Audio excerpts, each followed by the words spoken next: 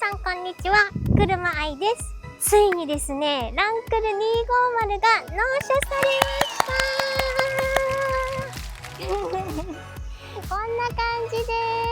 す。ファーストエディション VX のガソリン車となります。さっき納車したばっかりで運転してここまで来たんですけど、運転はすごくしやすいなっていう印象ですね。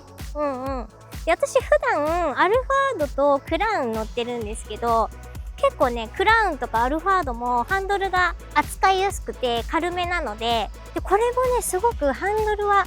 軽くて右左折もすごいしやすいなっていう、そんな印象です。というわけで、詳しく内外装を見ていきたいと思います。そしてですね、動画の後半では走行動画や夜の見え方の映像もありますので、ぜひ最後までご覧ください。チャンネル登録お願いします。ボディサイズは全長 4925mm、全幅 1980mm、全高 1925mm で、最小回転半径は 6m となります。エンジンは 2.7 リッター直列4気筒レギュラーガソリンで、燃費は WLTC モードで 7.5km です。市街地モードですと 5.7km なので、このお車を購入した以上、燃費のことはもはや気にしないと割り切る覚悟で楽しんでいきたいと思います。それではフロントを見ていきます。本当は丸目を発注してたんですけど、まだね、丸目がお店に届いてないということで、リフレクター式のヘッドライトになってます。そのおかげで、この通常バージョンと丸目バージョンの2つが楽しめるんだなと思うと嬉しいです。フロントのファーストエディションの特徴は、ここが黒であることと、普通の VX だとここがシルバーっぽい感じの色味なんですけど、あとここですね。ここもね、よく見ないとわかんないんですけど、ファーストエディションと ZX はこのね、ガンメタみたいな感じで、普通の VX になってくると、ここがもうちょっと明るいシルバーみたいな色味になります。このリフレクター式のヘッドライトもかっこいいですよね。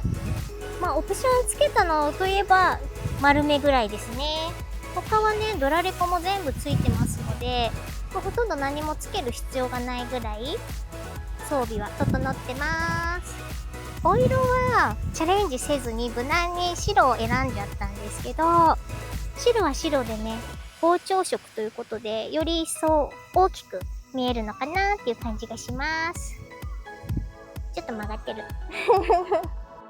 それではサイドを見ていきます。サイドのデザインは、この陰影がすごい美しくて立体感があります。タイヤに関しては、こちらの VX ファーストエディションは 26565R18 でマットブラックのホイールです。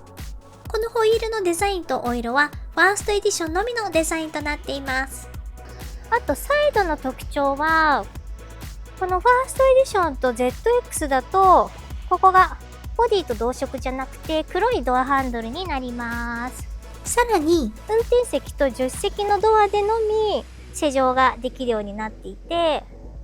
後席ではできないようになっています。次はリアを見てみます。テールランプはこのように角張っていて、全体的にワイルドな感じが漂っています。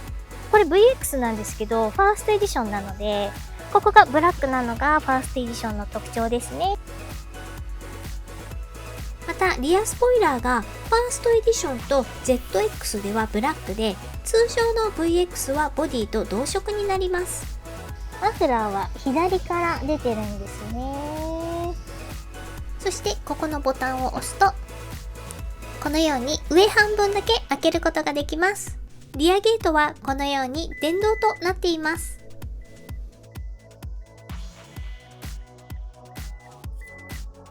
それでは内装を見ていきます。まずシートはダークチェスナットという濃い茶色で、このビニールカバーは後で外します。またファーストエディションではここにシルバーのパイピングが入っています。ハンドルはこのような形状で、 VX ではハンドルの調整は手動となります。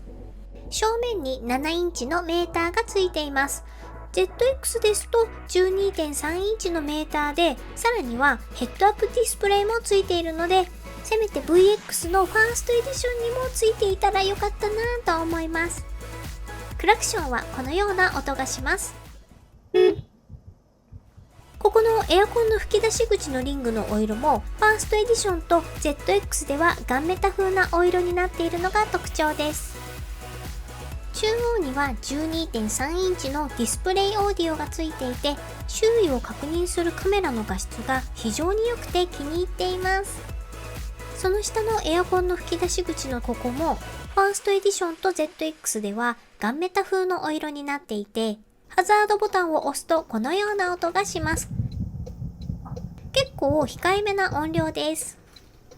そしてこちらにはシートヒーターやシートベンチレーションのボタン、空調関連のボタン、ステアリングヒーターボタンが配置されています。そしてこちらがアラウンドビューモニターのカメラボタン。音量調整ダイヤルがこちらにあり、ここは小物トレイとなっています。ファーストエディション ZX とファーストエディション VX のディーゼル、そして ZX は置くだけ充電なので、ここもファーストエディション VX ガソリン車も置くだけ充電だったらよかったなと思います。あとはこの辺の HDMI 端子とかも、この辺も全部標準でまるっとついてきます。あとはですね、ガソリン車になるので、ここがダイヤルとかが特になくて、この辺もこのボタンだけですね、あるのはね。で、あとこの辺があって、オートブレーキホールドはメモリー機能がついてないですね。で、これはもう自動なので自分で操作する必要はないです。あと、この辺に関してもディーゼルじゃないのでボタンの数はもうこの1個だけですね。あと、ドリンクホルダーがこんな感じであります。ここを開けてみます。かなりね、大空間。結構広いんですけど、特に中にアクセサリーソケットなどはついてないです。ドアを見ていきますと、こんな感じになっています。ここにファーストエディションのロゴが入ってます。夜になると、ドアハンドルのこことドアをつかむここの内側とその下の部分が光るようになっています。さらにその下にカーテシランプもついています。センターコンソールの後ろ側はエアコンの操作パネルとなっていて、 VX には後席のシートヒーターとベンチレーションはついておらず、このようになっています。後席はここのレバーで前側に跳ね上げて後ろにアクセスすることもできますし、このようにリクライニングすることもできます。3列目シートはこのような感じで、 VX では手動で格納するタイプとなります。座ってみるとこのような感じのサイズ感です。ここには2列目シートを跳ね上げるレバーもついています。またタイプ C の差し込み口やドリンクホルダーも備わっています。それでは早速運転してみます。これだけボディサイズが大きいのでちょっと心配かなと思ったんですが、アラウンドビューモニターがついているため、走行中でも周りを確認することができるので、思ったよりも全然安心して運転することができました。またボンネットのところがこのように角張った形状で盛り上がっているので、車幅感覚もつかみやすくてとても良かったです。冒頭でもお伝えしたようにハンドルはすごく軽いので回しやすくて、右左折時もストレスがないなと感じました。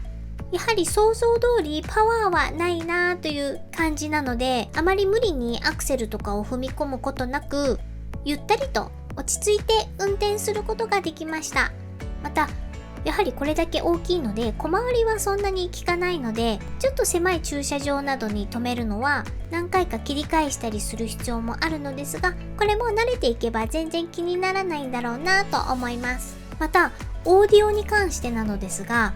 ZX ですと JBL が標準なのですが、こちらはファーストエディションであってもあくまで VX なので普通のオーディオが備わっているわけなんですが、音質に関してはそんなにそんなにいいなーっていう感じはないかなっていう印象ですね。とにかくオーディオに関しては私は200系のクラウンがすごく透明感があって、あのオーディオはすごく気に入っているので、どうしてもそれと比較してしまうとちょっとその抜け感とか透明感とか奥行き感が足りないなーっていった感じがするので、ぜひ ZX の JBL のスピーカーを機会があったら聞いてみたいなと思います。あといいなと思った点は、横揺れがすごく少ないなっていう印象でした。例えば私の持っているアルファードや過去に乗っていた20のベルファイアなどはすごく横揺れが気になってちょっと気持ち悪いなと思ったりしたことがあったんですけど、やはりこのランドクルーザーは骨格から作りも違うでしょうから激しい横揺れが感じなかったので、その点もすごくいいなと感じたポイントです。あともう一点、ちょっと気になったなーっていう点は、案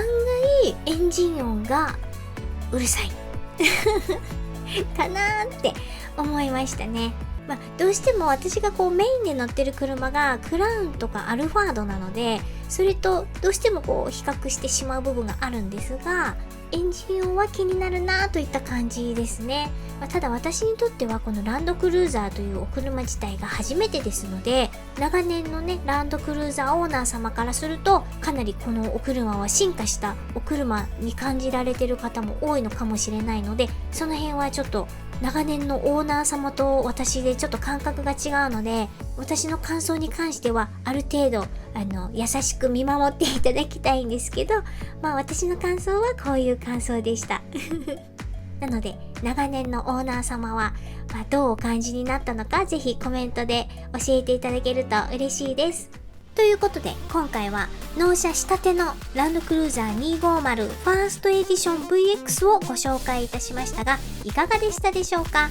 このチャンネルでは車の紹介をどんどんしていきますので、分かりにくかった点、もうちょっとこうしてほしい、ここが知りたい、あの車を紹介してなどコメント欄にじゃんじゃん書き込んでいただけると嬉しいです。またチャンネル登録も忘れずにお願いします。グッドボタンも押していただけると励みになります。一番細かく一番わかりやすく車を紹介するチャンネルを目指していきますので、よろしくお願いいたします。それではまたお会いしましょう。バイバーイ。